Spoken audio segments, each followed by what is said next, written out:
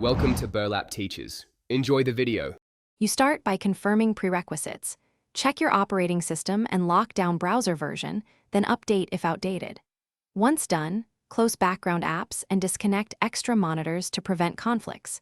Make sure to run the installer with administrator privileges, accept default install options unless your institution gave specific instructions. You do this because installers set permissions and drivers that allow secure exam mode. If the installer fails, note the exact error and proceed to configuration steps next. You now configure the environment to let Lockdown Browser operate securely. First, add the app and its executable to your firewall and antivirus, allow lists so ports and helper services can run. Next, grant required OS permissions, camera, microphone, and accessibility, because the browser enforces proctoring features.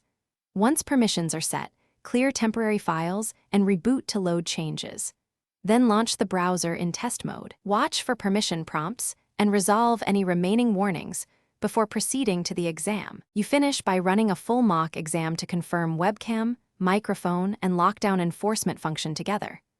Once confirmed, note any intermittent behaviors and save application logs and OS event logs for troubleshooting.